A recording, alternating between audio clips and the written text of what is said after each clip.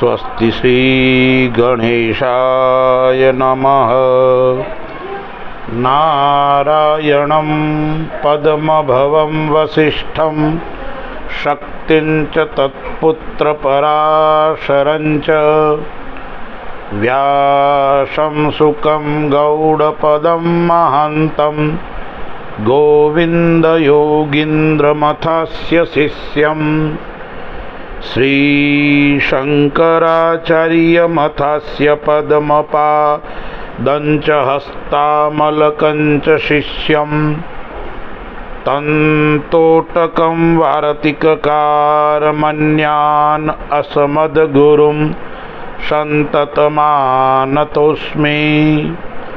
शङ्करं शङ्कराचार्यं केशवं बादरायणं सूत्रभाष्यकृतो वन्दे भगवन्तौ पुनः पुनः। गुरुर्ब्रह्मा गुरुर्विष्णु गुरुर्देवो महेश्वर गुरुः साक्षात् परं ब्रह्म तस्मै श्री गुरवे नमः। वसुदेवसुतं देवं कंसचाणूरमर्दनं देवकी परमानन्दं कृष्णं वन्दे जगद्गुरुं। कृष्ण कन्हैया लाल की जय। ठाकुर जी महाराज की जय। नमः पार्वती पतये। हर हर हर महादेव हर। फाल्गुन मास शुक्ल पक्ष एकादशी व्रत कथा। आइए हम एकादशी व्रत कथा का श्रवण करते हैं।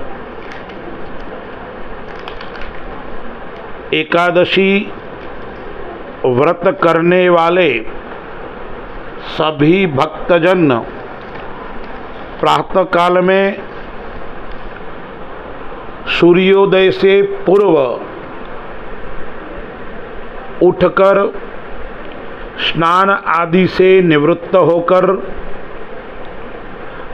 अपना स्वयं का नित्य कर्म करने के पश्चात भगवान नारायण का पूजन करे एवं कथा का श्रवण करे। फाल्गुन शुक्ल पक्ष एकादशी व्रत कथा के प्रारंभ में धर्मराज युधिष्ठिर भगवान कृष्ण से कहते हैं, भगवान श्री कृष्ण आप फाल्गुन शुक्ल पक्ष की एकादशी का नाम और महात्म्य बताने की कृपा कीजिए। भगवान कृष्ण बोले, महाभाग धर्मनंदन धर्मराज ध्यानपूर्वक सुनो। आपको मैं इस समय वह प्रसंग सुनाता हूँ जिसे राजा मांधाता के पूछने पर महात्मा वशिष्ठ ने कहा था। फाल्गुन शुक्ल पक्ष की एकादशी का नाम आमलकी है। इसका पवित्र व्रत विष्णु लोक की प्राप्ति कराने वाला है। मानधाता ने पूछा, द्विज श्रेष्ठ, यह आमलकी कब उत्पन्न हुई, मुझे बताइए। तब वशिष्ठ जी ने कहा, महाभाग सुनो, पृथ्वी पर आमलकी की उत्पत्ति किस प्रकार हुई यह बताता हूँ। आमलकी महान वृक्ष है जो सब पापों का नाश करने वाला है। भगवान विष्णु के थूकने पर उनके मुख से चंद्रमा के समान कांतिमान एक बिंदु प्रकट हुआ। वह बिंदु पृथ्वी पर गिरा। उसी के आंवले का वृक्ष, जिसको आमलकी कहते हैं, वह उत्पन्न हुआ। यह सभी वृक्षों का आदिभूत कहलाता है। इसी समय समस्त प्रजा की सृष्टि करने के लिए भगवान ने ब्रह्मा जी को उत्पन्न किया। उन्हीं से इन प्रजाओं की सृष्टि हुई। देवता, दानव, गंधर्व, यक्ष, राक्षस, नाग तथा निर्मल अंतःकरण वाले महर्षियों को ब्रह्मा जी ने जन्म दिया। उनमें से देवता और ऋषि उस स्थान पर आए जहां विष्णुप्रिया आमलकी का वृक्ष था। महाभाग उसे देखकर देवताओं को बड़ा विस्मय हुआ। वह एक दूसरे पर दृष्टिपात करते हुए उत्कंठा पूर्वक उस वृक्ष की ओर देखने लगे और खड़े खड़े सोचने लगे कि प्लक्ष आदि वृक्ष तो पूर्व कल्प की भांति है, जो सबके सब हमारे परिचित है, किंतु इस वृक्ष को हम नहीं जानते हैं ये कौन सा वृक्ष है। उन्हें इस प्रकार चिंता करते देखते हुए आकाशवाणी हुई, महर्षियों, यह सर्वश्रेष्ठ आमलकी का वृक्ष है, यानी आंवले का वृक्ष है, जो भगवान नारायण को अत्यधिक प्रिय है और नारायण ने ही उसको उत्पन्न किया है। इसके स्मरण मात्र से गोदान का फल मिलता है। स्पर्श करने से दूना और फल भक्षण करने से तिगुना फल प्राप्त होता है। इसलिए सदा प्रयत्न पूर्वक आमलकी का सेवन करना चाहिए। यह सब पापों को हरने वाला वैष्णव वृक्ष बताया गया है। इसके मूल में विष्णु, इसके ऊपर ब्रह्मा, स्कंद में परमेश्वर, भगवान रुद्र, शाखाओं में मुनि, टहनियों में देवता, पत्तों में वसु, फूलों में मरुदगण तथा फलों में समस्त प्रजापति वास करते हैं। विष्णु पुराण में, पद्म पुराण में इसका उल्लेख आया है। तस्या मूले स्थितो विष्णुस् तदुर्ध्वं च पितामह स्कंदे च भगवान रुद्र संस्थित परमेश्वर शाखासु मुनयः सर्वे प्रशाखासु च देवता पर्णेषु वशवो देवा पुष्पेषु मरुतस्तथा प्रजानां पतयः सर्वे फलस्वेव व्यवस्थिता सर्वदेवमयी येषा धात्री च कथिता मया, यानी आमलकी सर्वदेवमयी बताई गई है। अतः विष्णु भक्त पुरुषों के लिए यह परम पूज्य है। ऋषि बोले, अव्यक्त स्वरूप से बोलने वाले महापुरुष, हम लोग आपको क्या समझे? आप कौन है? देवता है या कोई और? हमें ठीक ठीक बताइए। आकाशवाणी हुई, जो संपूर्ण भूतों के कर्ता और समस्त भुवनों के सृष्टा है, जिन्हें विद्वान पुरुष भी कठिनता से देख पाते हैं, वही सनातन नारायण यानी विष्णु मैं ही हूँ। देवादिदेव भगवान विष्णु का कथन सुनकर उन ब्रह्म कुमार महर्षियों के नेत्र आश्चर्य से चकित हो उठे। उन्हें बड़ा विस्मय हुआ। वे आदि अनंत रहित भगवान की स्तुति करने लगे। ऋषि बोले, संपूर्ण भूतों के आत्मभूत आत्मा एवं परमात्मा को नमस्कार है। अपनी महिमा से कभी च्युत न होने वाले अच्युत को नित्य प्रणाम है। अनंतरहित परमेश्वर को बारंबार प्रणाम है। दामोदर कवि और यज्ञेश्वर को नमस्कार है। मायापते आपको प्रणाम है। आप विश्व के स्वामी हैं, आपको नमस्कार है।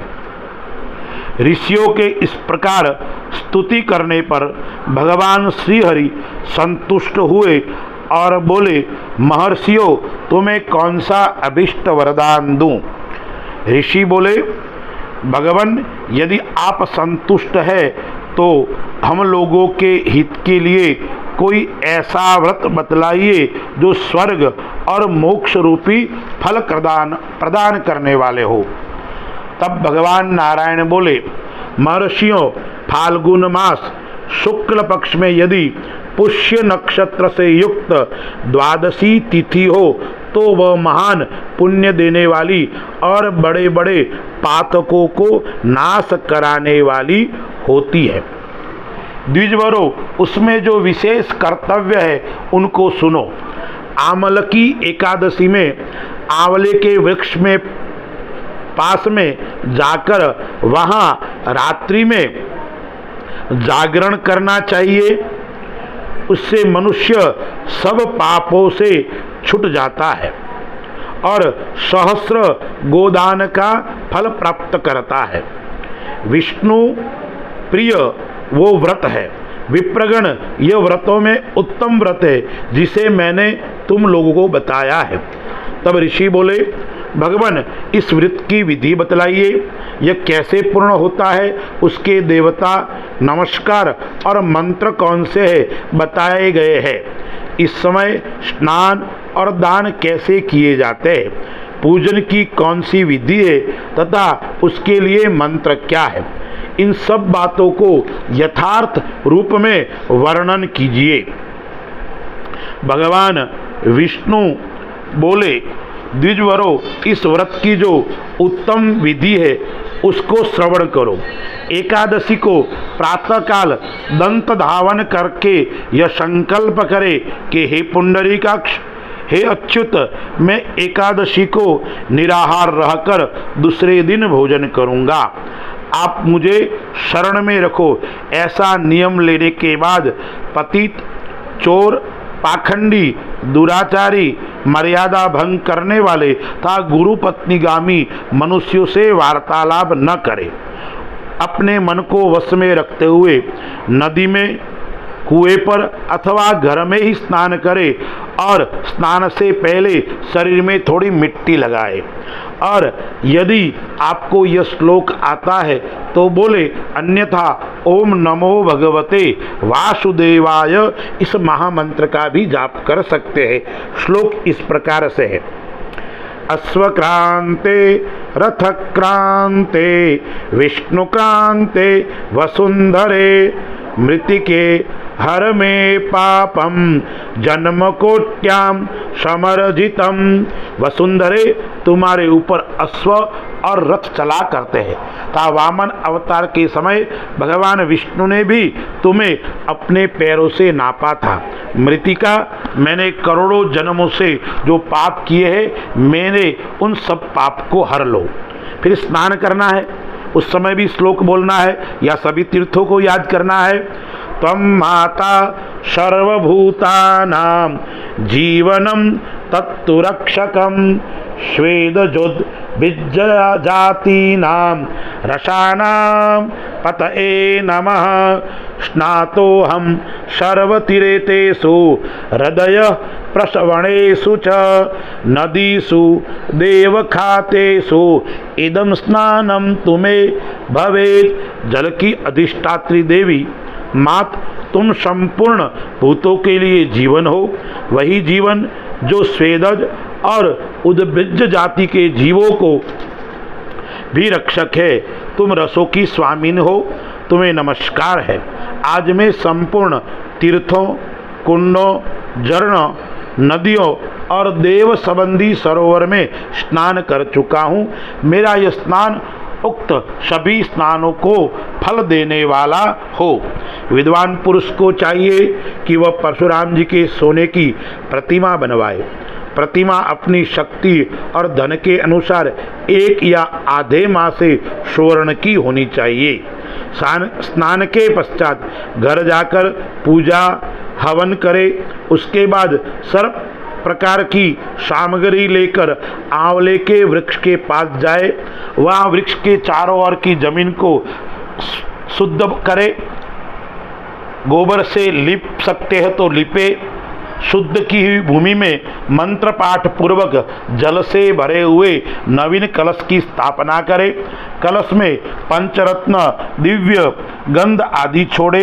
श्वेत चंदन से उसको चर्चित करे। कंठ में फूल की माला पहनाए। सब प्रकार के धूप की सुगंध फैलाए। जलते हुए दीपकों की श्रेणी सजा कर रखे। तात्पर्य यह है कि सब ओर से सुंदर एवं मनोहर दृश्य उपस्थित करे। पूजा के लिए नवीन छाता, जूता और वस्त्र भी मंगा कर रखे। कलश के ऊपर एक पात्र रखकर उसे दिव्य लाजा से भर दे। फिर उस पर सुवर्णमय प्रजा परशुराम जी महाराज की स्थापना करे। विशोकाय नमः कहकर उनके चरणों में, विष्णु रूपिणे नमः से दोनों घुटनों की, उग्राय नमः से जंघाओं की, दामोदराय नमः से कटिभाग की, पद्मनाभाय नमः से पेट की, श्रीवत्सधारिणे नमः से वक्षस्थल की, चक्रिणे नमः से बाएं बाह की, गदिने नमः दाहिनी बाह की, वैकुंठाय नमः से कंठ की, यज्ञ मुखाय नमः मुख की, विशोक निधये नमः नाक की, वासुदेवाय नमः नेत्र की, वामनाय नमः ललाट की, सर्वात्मने नमः से संपूर्ण अंगों तथा मस्तक की पूजा करे। यही पूजा के मंत्र है। उसके पश्चात भक्ति युक्त चित्त से शुद्ध फल के द्वारा देवादिदेव भगवान विष्णु के छठे अवतार परशुराम जी महाराज को अर्घ्य प्रदान करे और अर्घ्य प्रदान करते हुए यह श्लोक बोले। नमस्ते देवदेवेश जामदग्न्य नमोस्तुते गृहाणार्घ्य मिमं दत्त माम लक्ष्यायुतम हरे।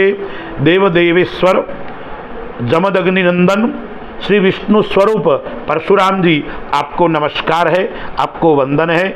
आंवले के फल के साथ दिया हुआ मेरा यह अर्घ्य ग्रहण कीजिए।